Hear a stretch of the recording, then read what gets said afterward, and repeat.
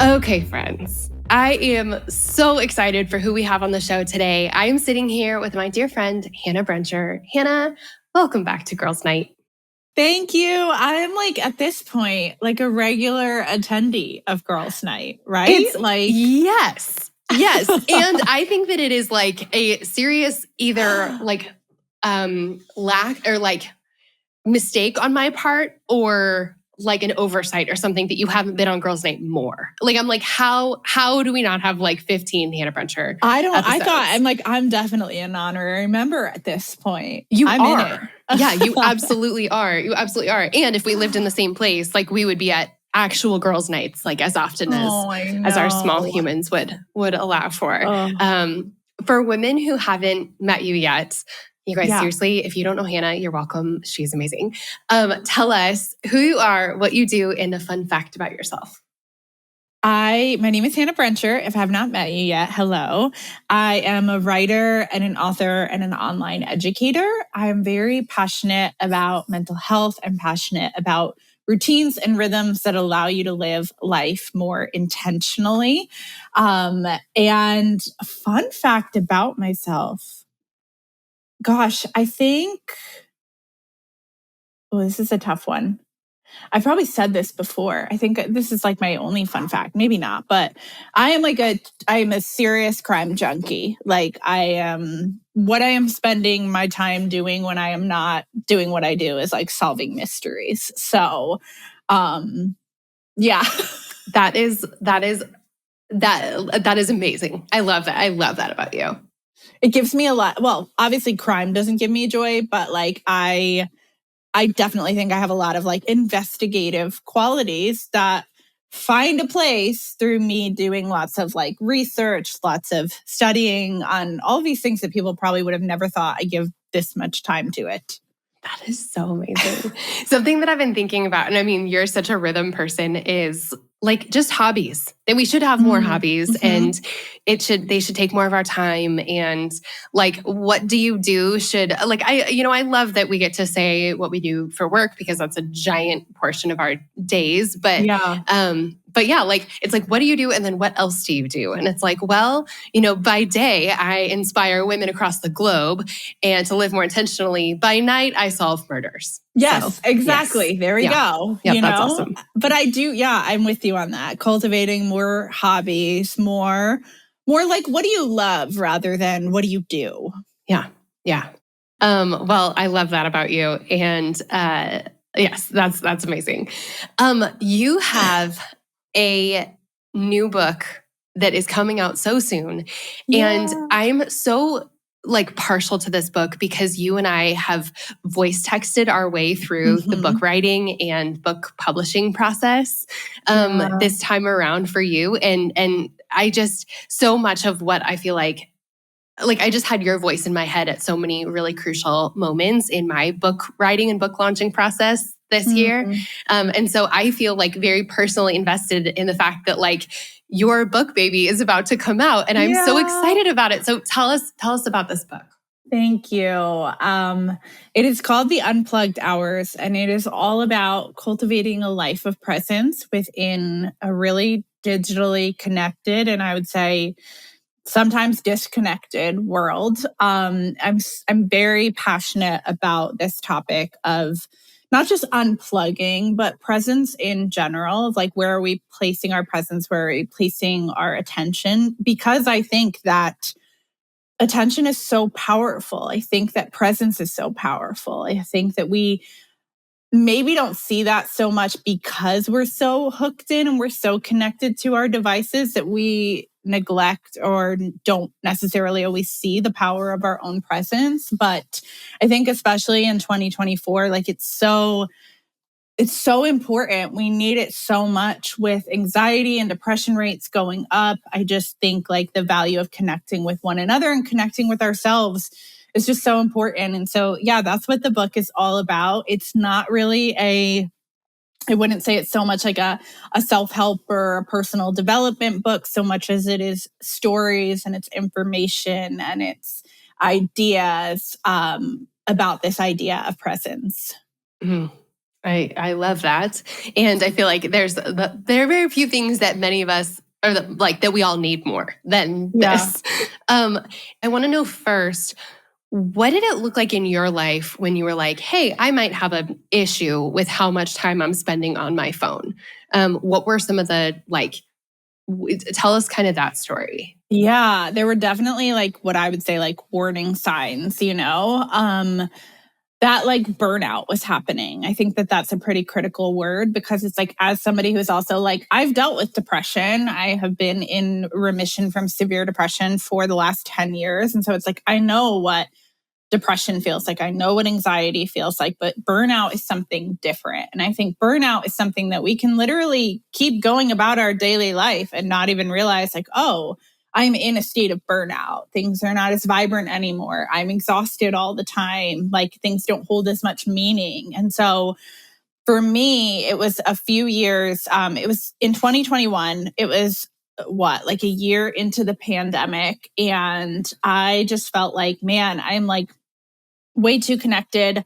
I'm distracted. I'm burnt out from social media specifically. And it's a big part of my job, And so some of the warning signs that I saw were just not feeling like I was able to focus, not feeling like I wanted to connect in person as much anymore, feeling kind of a general sense of apathy, which is so not like me. I'm usually a big feel your feelings, heart on your sleeve type person. And I just felt like I could not care in the way that I wanted to care. And that was a big warning sign for me. It's this should jolt me awake. This should stir something in me. This should make me feel something. And I don't feel anything. And I look back now and realize it was just so much noise coming from every direction and every angle. And then I think a bigger part of it that I didn't realize until I started unplugging was the pace that I was moving at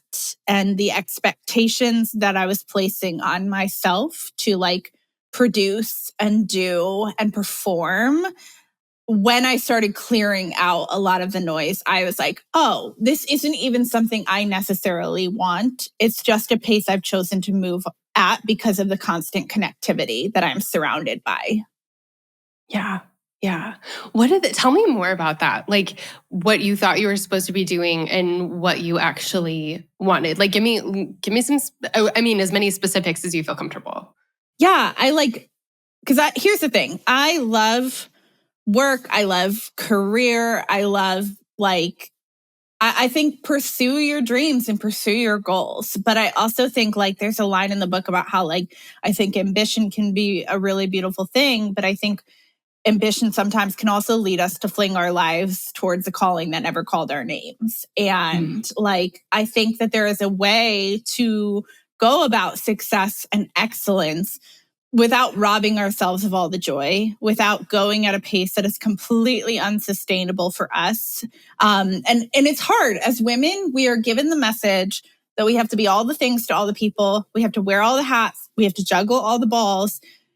But throughout that unplugged year, I started to ask myself, okay, if I can have it all, if that is true, do I even want it all if this is the cost? Because to maintain the idea that I have it all going, it's exhausting and something is eventually going to break. And so that's probably what I wasn't expecting about the process of unplugging was the deprogramming that happened of oh, I want to move slower. Oh, these benchmarks that I've had for success, I don't want those to be my benchmarks anymore. Because I think in the grand scheme of things, these things don't hold. They're not fulfilling in the way that there are other things in life that are far more fulfilling than this. Yeah. Yeah. So tell us about, I know that you did a challenge and you just mentioned it, but tell us about the challenge. Yeah. So I set out to unplug for 1,000 hours in 1 year. I didn't want to do something that was cold turkey, throw the phone away, get a flip phone. That wasn't really my goal because I still have to run my business. I still love the advantages of technology. And I don't think that technology is bad. I think it's a tool and we have to be mindful of the tool. And so for me, it was okay, is there a number that I can move towards, that I can measure, that would mean that I'm striking a balance between being totally plugged in, but also being like present to what matters. And so 1,000 hours comes out to roughly 3 to 4 unplugged hours a day. Or if you practice a Sabbath, you can get like, I'll often get 10 to 12 unplugged hours in a weekend. And so it wasn't even necessarily about like, you have to unplug every single day, but it was a reminder of like, okay, if I don't unplug within this day, maybe I'm a little bit more mindful the next day or the next month. But it was a realistic and manageable challenge. I think though, when people get into it and they start for themselves, they like often come back to me and they're like, oh yeah, this is really hard. And it's like, yeah, because we have our phones for literally everything. And no, sleeping does not count in the challenge. I get a lot of people being like, does sleeping count? I'm like, no. Sorry. Waking hours. So this is like the rule follower in me. And I mean, honestly, the answer is like, live your life, do what you need. But what are the rules to this? Like, can I use my maps? Can I use my weather? Like, can I check the weather? Or like, is it really like, can my mom call me? Okay, so I always say, and I say right at the beginning of the book, like you have to define what an unplugged hour means for you. And that's going to be different for every person, you know? For me personally, unplugging means I am phone free and I am generally pretty device free. The only exception that I make is like if I am writing on my computer in a doc, so long as I'm not flipping to a bunch of other browsers, I will say like that's relatively unplugged. But for me, I just feel like when I try to do unplugging, but with my phone for something else, it generally always lends itself to like checking that thing because we're wired to do that. And so there's few instances like if I'm going to do a workout and it's like 45 minutes and it's on my phone, but I'm in it, I'm completely engaged, I'm attentive to that. I would say, okay, I might classify that as an unplugged hour. But for the most part, phone free, phone in a box, put away or off completely. That is so, I love that. I love that. Do you have this is like such an addict question. Like, do you have like a box with a lock or something? Or like, because there have been, I get ads on Instagram for like some different products that are like, you know, you put it in this box and then you can't get it out for a while or something. Like, did you have something like that? Those. They have plenty of options and there are more and more coming to the forefront. There are different apps now for tracking it. There's the RO box, which I love. I personally just use a tin box that I got from IKEA that has a lid on it. There is no lock on it. Some people might need a lock. I really wanted to believe when I was doing this and cultivating this, and still to this day as I cultivate this habit, like I want to believe in self-discipline. I want to believe that like I can say at the core of it, I know when enough is enough. I know when enough is enough. And that's the biggest thing. Like I think the approach to the unplugged hours, it's not about shame. There's so much grace. And it's not about getting rid of your phone. Like I still will sit at the end of the day sometimes and scroll on TikTok because it's fun and entertaining for me. It's whether I'm making the choice to do that or I'm doing that mindlessly, that becomes the problem. And so I think the phone isn't bad, but I want to make sure that in all these other areas of my life, I'm showing up and I'm living my life and I'm being deeply present to my life. I think that's the most important part. Yeah. I love that. I've definitely talked about this on the show before, but I have the app that I've been using is called Freedom. And I've been using it for like, I don't know, probably 6 months now. But I was noticing that, I go in and out of phases, but I was noticing that like first thing in the morning and last thing at night, I would just be scrolling on like whatever. And I would be like, I'm so tired, yet I just really wasted an hour of sleep time on this. Like, what am I even doing? And so the thing that's so crazy about the Freedom app is like, you can't get around it. Like you set your parameters and like, it is impossible to hack. And so like my friends will send me a TikTok at like 10 o'clock at night. And I'm like, my Freedom app has already started. And so like, I cannot watch it until the next day. And see, but it's so freeing. It's and I so think freeing.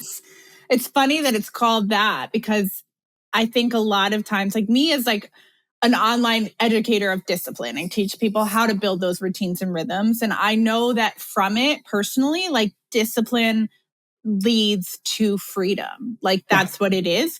But in the moment, everybody sees just what's hard or what's bad. Or like, I know personally for me, like before I started like unplugging with just like a classic paper tracker and a tin box, like I tried to do screen time, but I always felt so much shame. Like I feel like I ended up turning it off entirely on my phone, because I'm like, this isn't helping me. And if I turn on an app and I feel shame, that's not good. I don't want to keep doing that.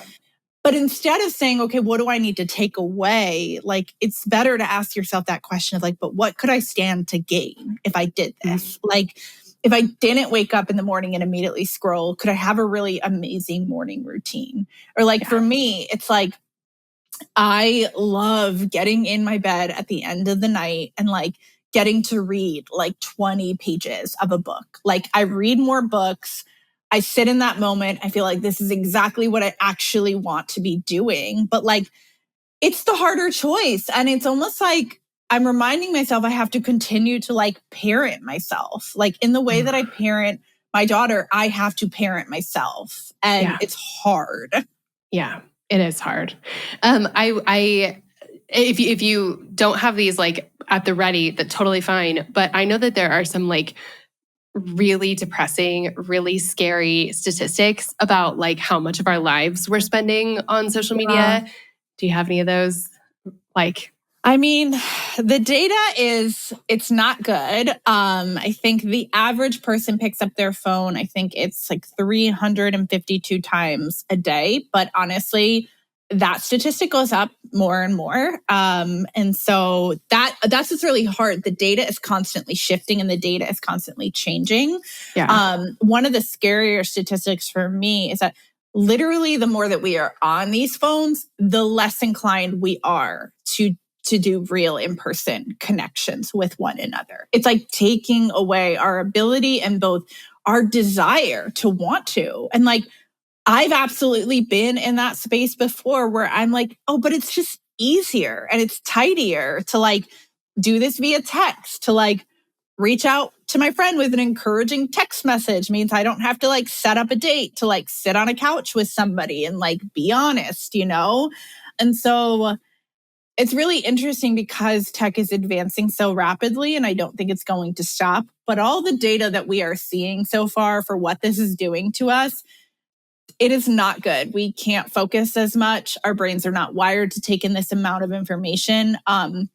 There was a study done, and I wish I could remember the name of it, but basically it was a study done way back when where they calculated the amount, like the capacity that we have for human connection.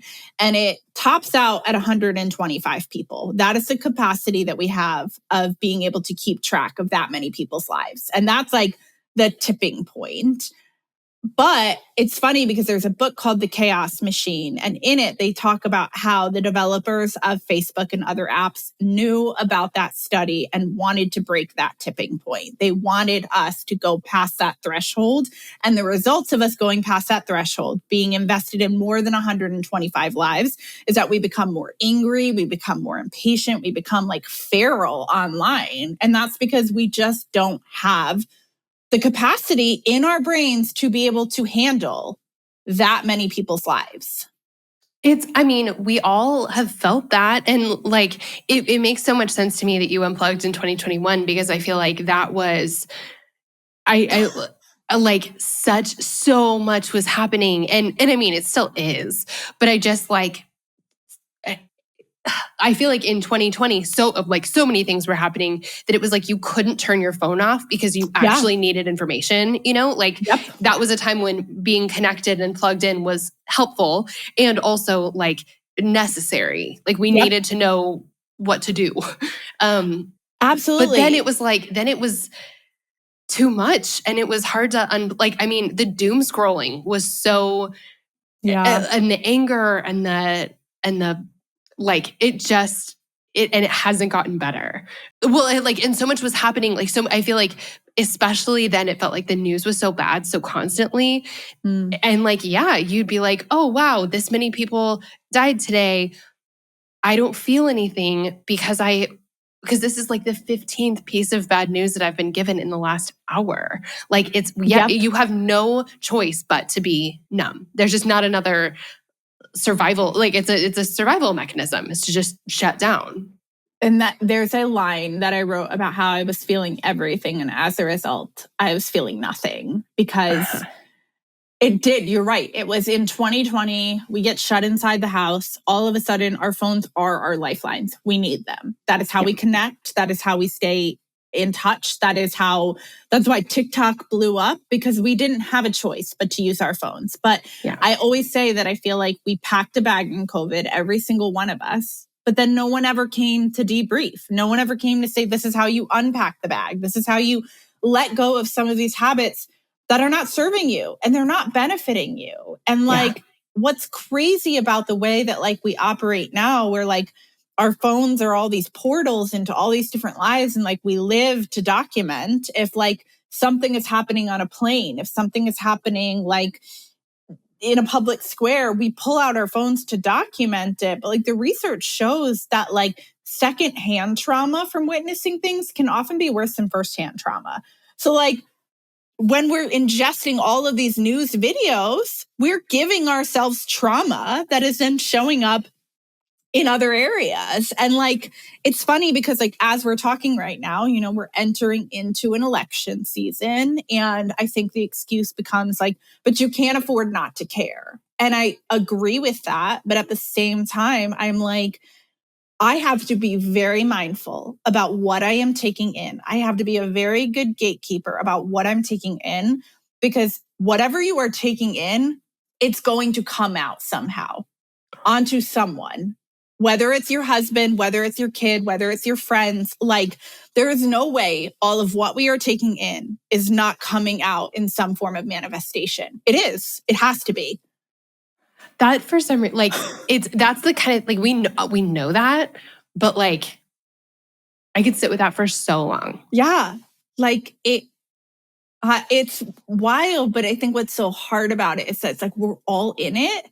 So it makes it that much harder to want to change anything, right? Because like we're all doing it and it's culturally acceptable. But then I'm like, oh, well, maybe I'm actually like not a mad person. Maybe I'm actually a happy, joyful person, but I'm just letting in way too many stimuluses that are like making me feel deteriorated, making me feel tired, making me feel irritated. Like it starts, I think, with being a gatekeeper of what you are allowing in. And that's in all areas. That's not just like phone plugged or not plugged, but like what's the TV that you're watching? What are the books you're reading? What are you scrolling on? What is your algorithm like? All of that has to come in somewhere. It's all coming in somewhere. There was this is like you and I are so similar in so many ways, but your true crime thing is where we like part ways. Because I in college I studied journalism and you know I thought that I could handle a lot. And I think that there's some level where I maybe could, but I now know that it would cost me so much. And part of the way that I found that out was I was doing a bunch of journalism internships, and so I was getting to see some of the like kind of dark sides of my city, you know, like I was going, I was just covering some stories that were hard. And at the same time, somehow my roommates and I had gotten really into Law and Order SVU, which is like the hardest Law and Order. And we watched like, I mean, just 100 episodes of it or something. And I found myself like really scared to just walk down the street. Like I could imagine the bad things that were happening, both because I had covered them, but also because I had just watched this thing. And like, I mean, this was how many years ago? And I feel like I'm now finally a little bit like healed from that. But the amount of fear that I lived with in my life all the time from watching these things, like it really affects me. And I think, you know, everyone's different. Like my husband, Carl, watches all the shows that are like cool and amazing and super well done and really thought provoking and that I could just never handle. And he's truly fine. I think we have different capacities, but like your point is so good. If it's coming in, it's gonna come back out. Yeah. And I always say too, with like the crime stuff for me, I don't just take in anything. I'm not listening to every true crime podcast out there. What's weird about me is that like, I have a certain few cases that I literally will listen to the same things. I will read the same things. I want to know as much as I possibly can about a single case. And so I think that's actually like maybe a little bit different of like than like everything all at once, everything I can take in is like, because our brain actually really benefits from being able to like focus in on a certain thing. Or like say, for instance, you're listening to a podcast and it's like a long form podcast. Like if you're listening to this podcast right now and you listen from start to finish without flipping to a bunch of other apps or doing a bunch of different things, like that's actually really beneficial for your brain. Your brain wants that. Your brain wants to be able to pay attention, but we have to like train it to get to that place. Yeah. Well, that's something I wanted to make sure to ask you. Like, what is possible? Like, what did you do during those hours? And what, like, paint a vision for us? Because we're not just giving something up. We're not giving something up to give something up. We're giving something up to gain something better. What does that look like? I mean, I cannot even express to you how much the Unplugged Hours has changed my life. I really can't. Like when I first started, I really thought I'm going to focus more. I'm going to claim some time back. Like I have literally become a different person in the last few years because of unplugging from, so it's kind of a long winding road to get to this place. But like I was saying earlier about like for a long time, I was very motivated by like success, by results, by pushing hard, coming up in the girl boss era, right? And the more that I unplugged, the more I realized like this isn't even who I want to be. This is someone I thought I had to be, but this isn't who I desire to be. And so then I got really clear on who it was that I wanted to become. And I was so surprised by how that person was different than what I was driving towards. Like I thought about at the end of the day, like I wanted to be somebody who was like present and joy-filled. I didn't want to be the person that every time you talk to me, I'm like, yeah, I'm busy. We're busy. We're busy. Like I wanted to have space. I wanted to not be so accessible, but to be more available to the people that needed me. I wanted to be the person that like, this seems like such a small example, but like anytime we would get invited somewhere or like go to a birthday party or something, I would be the one scrambling last minute, running to Target, grabbing the thing, throwing it in the gift bag that I bought at Target to show up to the thing if I showed up with anything at all. And I didn't want to be that person. I wanted to be intentional. I wanted to get the gift in advance. I wanted to not show up empty-handed. It was all these little things that I was trading for being so plugged in and being so accessible. And so, I mean, so much has changed. I am like way more of a present person. I feel like my quiet times are so much more vibrant. I feel like my faith is in a better space than it has ever been before. And I feel like my creativity is like sprawling, which I think I thought was gone for good, because like we get so used and so wired to getting on these apps to tell us what we need to create. But I think it was like maybe a few hundred hours into the challenge that I was getting on the Instagram and I was like, no, this is the thing that is really draining me. It is draining me, but I have to do it for my job. And I made a decision that I was like, I'm going to figure this out because if this isn't fun anymore, I'm not doing this. I am not going to give this much of my life to something that is no longer enjoyable. And I went in to like reclaim my creative process. So like now it's less about me being on the apps. I only show up on the apps when I have something to do. And I post out of the overflow of what happens in my writing time, in my creating time. And that has been such a game changer for me because like, especially if you're listening and you are a highly creative person, like if you are not then creating, you are not being fully yourself. And so yeah, I can't even, I wish I could like tell you in fullness, but every single day I feel like I'm learning more things. I'm seeing more things. I'm discovering more things. And it always comes with tune-ups. That's part of it. But like, I want every person to unplug because I want to be like, you have no idea what is waiting for you on the other side. You have no idea. It's like the best way I can describe it is like I have gotten back to the person who existed before all the noise got in. And I didn't even realize she was gone. And I missed her so much. That is like, I'm like, I'm going to go shove my phone in a drawer. Seriously. Well, one of the things that I'm thinking is like, it's so crazy that we're talking about this.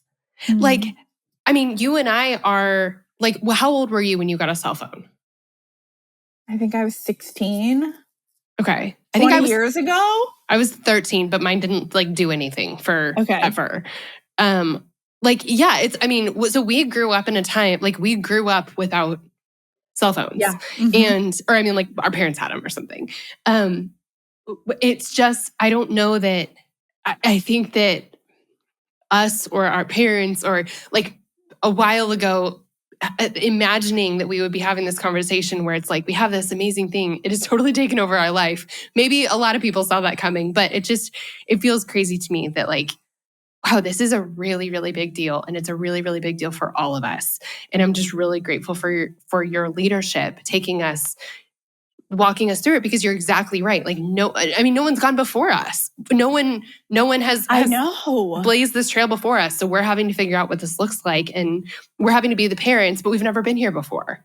So it's so true. Yeah. And it's funny because like, I think that I can look back and be like, oh, this makes perfect sense why I was entrusted to write this book. This makes perfect sense of like, just down to the example of like my mom is like probably the most present person that you will ever meet. And we spent years trying to get her to have a cell phone. And now I look back and I'm like, why were we trying to do that? Like I was trying to make her accessible when the beauty of her life is that she's always been available. And those are two different things, Yeah. And I think at the cost of one another a lot of times. But like, like I can look back on my childhood and I don't see this woman who was busy or who didn't have enough time, who was always frantic about something happening at work. Not that we're not going to have times like that, but like I saw her doing things. I saw her at the table studying her Bible. I saw her sign up in her 50s for a sunflower mural painting class just because she wanted to. She learned to unicycle when she was 50 because she wanted to. She cultivated hobbies and passions. I saw her showing up at people's doors.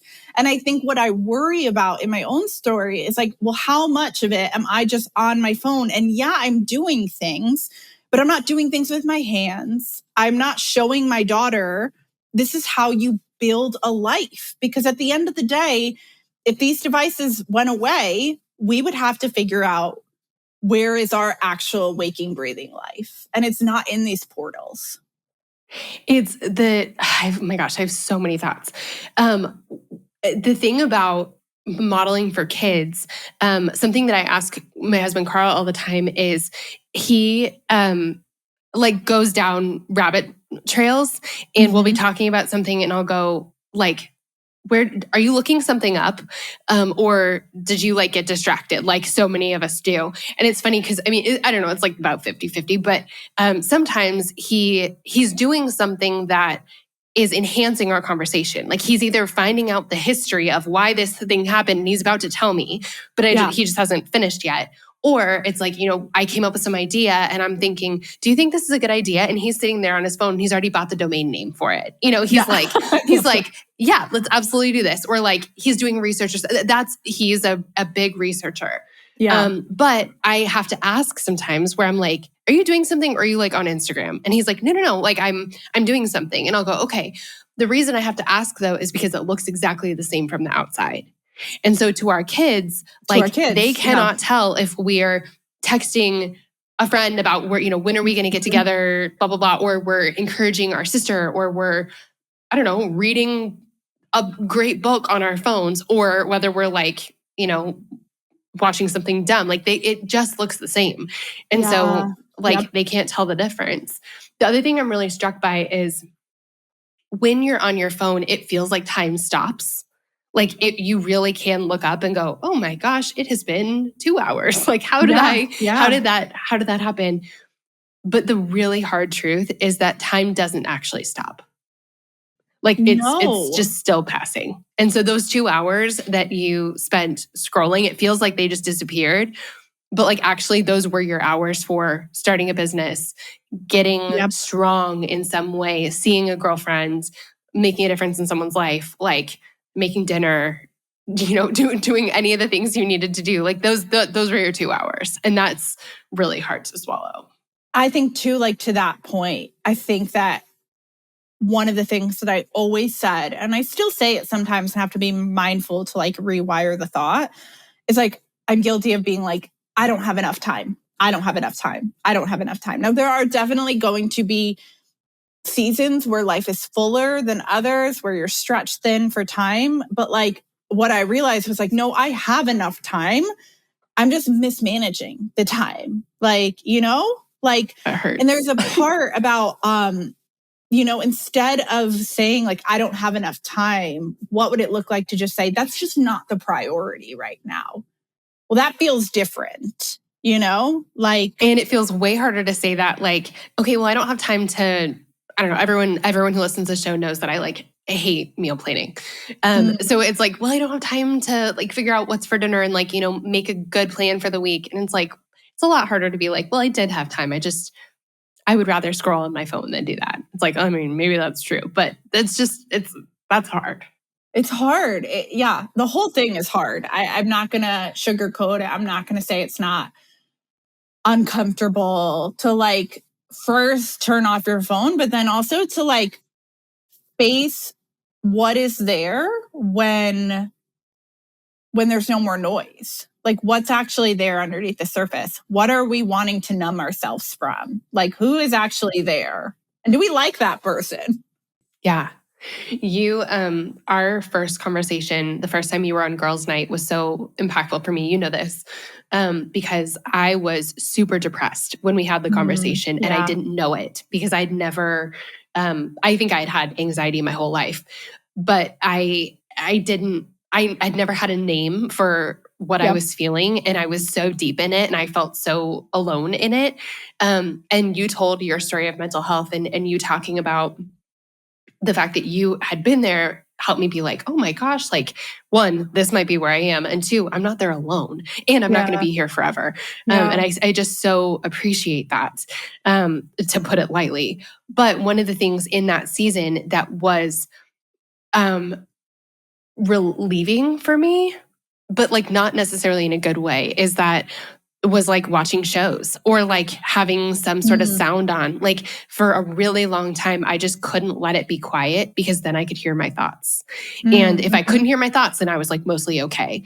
But that's what I was drowning out for a while. It was like, whoa, I'm super depressed. And like, I didn't know why. I didn't know like how I'd gotten here or how to get out of it. But I did know that I felt a little better when I couldn't hear what was happening in my brain. So I just kept the noise, like I just turned the noise up for a long time. But it's cool because I don't do that anymore. I like, my best friend Kelsey and I were just talking about this, how we get in the car a lot of times and don't listen to music. We just like let it be quiet. And like, I don't know, I think maybe it's because we have small children who talk to us a lot. We just like need a little bit of quiet. A moment of quiet. Yes. So true. But yeah, I don't do that anymore. And I'm so grateful for that. Yeah. It's so beautiful. One of the other things that I really like about this, about the way that you've structured this, that you're not saying you have to be off your phone this day of the week, or you have to do like, is the fact that it can ebb and flow. Like you're about to launch a book. So you're on your phone a lot, but knowing like, okay, I need to make up for this with my tick marks. I need to I need to make up for the hours that I'm not getting next month or something, like in order to complete the challenge. But really what you're doing is, okay, I'm on my phone a lot this month. Next month I need to take a break. And that's that it's doing double duty. Totally. That's just really beautiful. Yeah. And that's like one of the surprising, I think, difficulties that I was like not anticipating. Was like, oh, yes, you have to be really plugged in order to launch a book. And I'm launching a book about unplugging. But I think it's also having that grace to say, like what you were saying, it's like life operates in seasons, and so there's going to be seasons where you're maybe a little bit more plugged in than you want to be, and seasons where you can take a break and go off the grid a little bit more. There's going to be seasons where you feel I can conquer some of the thoughts that are in my mind, and other seasons where you do need that noise. I know that space. I was in that space where I'm like, my comfort was being able to have something playing in the background. And so having that grace for yourself wherever you are, and then having the courage to make just like the smallest of small tweaks. If you can't do an hour, do 15 minutes, and do it for future you, the you that said like, I keep buying books that I put on my bookshelf and I don't read them. It's like, well, could you turn off the phone for 15 minutes or put it away in a box? Nothing fancy. You don't have to go out and buy something. And can you just read for 15 minutes? And you're going to be the one that feels like they gained something. You're going to be the one that feels the goodness of that deposit. And I think it's like interesting what you were saying about like, I don't like meal planning. Like, I'd be curious to know, like, if you actually like were in it, like if you would actually find a love for it, because the things that I often say I don't like actually end up being like some of my greatest gifts. Hannah, just really like challenging me here. That is, there might be something there. There might not be. There are just some things that we hate, but like, it's interesting to me because like, it's just funny because even in the midst of this launch, I got off of a really busy day last week. And I was like, okay, no, I need a break now. Stat. Turned off my phone. I went for a walk, like a 40-minute walk, like basically rounding my block to be safe. I came inside. My husband had planned to make dinner. He was at the pool with my daughter. I pulled stuff out to make dinner myself for them, like lit the candles. They came in. We had dinner, had a cup of tea, got to do an intentional bedtime with her. Phone was off for all of this. And it was like, these are the things that in a really busy season, I say, I just don't have time to, so I'll outsource it. So I'll order takeout. So I'll do this.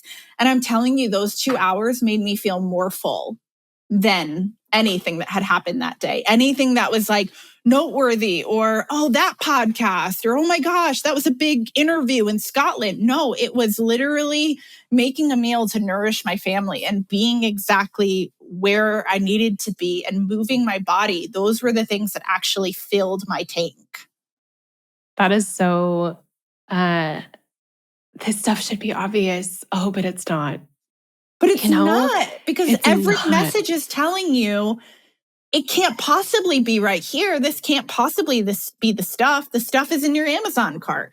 The stuff is in that new city. The stuff is over there. And it's like, what if it's right here and we're missing it? The number one thing that people say that they don't want to turn off the phone is because they're afraid that they're going to miss out. And I'm like, isn't that the irony? We are missing out all the time on what is right in front of us. Have you noticed, I think, that resonates with me that people would say that that's their hesitation. I feel like I can very clearly see how this would help you engage more with the people in your house. Yeah. But what about like friends or family that you don't live with? Did you see a dip in your relationships by having your phone turned off? Or like, No. Have they been, have they grown? Like, what does that look like?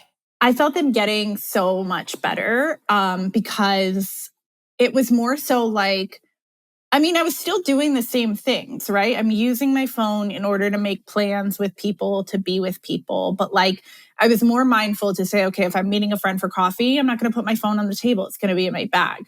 When we would go to visit Lane's family, I would literally leave my phone in the car and like would be with them for 7 or 8 hours without my phone. I ended up getting like a little point and shoot camera so I could take photos so that because that's like another thing of like, I just want to document stuff. I want to have those pictures. And like, honestly, that's become like the greatest gift to give to so many people is like having a point and shoot camera. I take these really beautiful photos and then can give them to my friends. And it doesn't feel like it's pulling me from the moment. But I think the biggest thing for me was like personally, like I just felt like I was always capped. I was always so busy that like I could never go the extra mile that I wanted to go with people. I wanted to be generous. I wanted to go above and beyond because I know people in my life that have done that. And I'm like, how do they have the capacity to do that, to be so generous or to like think so outside of the box? And like, I'm so proud now that like, this is like a part of me now where it's like I can be in a conversation, somebody could say something and I will immediately then think, okay, I'm going to run to the store, I'm going to grab that thing, I'm going to drop it in the mail for them. Or like a tradition that like me and Novi do now is once a week, we pick somebody in our lives to bless. We go to Target or Walmart or wherever we can get a gift card or a bouquet of flowers and we just show up at their door to bless them. And me a few years ago would have never made the time for that. Like I would have Venmo'd you a coffee and like, that's still great. But like, arguably, I always look back and say that was the best and the most important part of my week was like showing up for our people physically when we can. That's, I saw something, I don't even remember what it was today that was like, when you think back to the most important moments with your parents or the best moments with your parents, like what was it? And I think it was something about like not losing your childlike wonder, that it's like when you think back to great moments with your parents, it's when they like jumped on the bed with you or something. Yeah. But I just feel like she's going to remember that forever. Like there is just absolutely no way that those memories are not going to be one of the first things that she says about you as her mom, the way that you talked about your mom. Like, that's absolutely going to make the list. There's no way that even if you did it like twice, I feel like that would be something that's stuck in her mind. Yeah. Yeah. And it's that trade-off. It's that, because I think for a long time, it was like, if she's going to do something or we're going to do something or something magical starts happening, I've got to pull out my phone because I have to prove that I was here. I have to prove that this happened.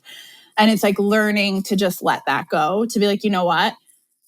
It's enough. It's enough that I'm right here in this moment. And even if I'm the only person that ever knew that this happened, like, can that magic live in me? It's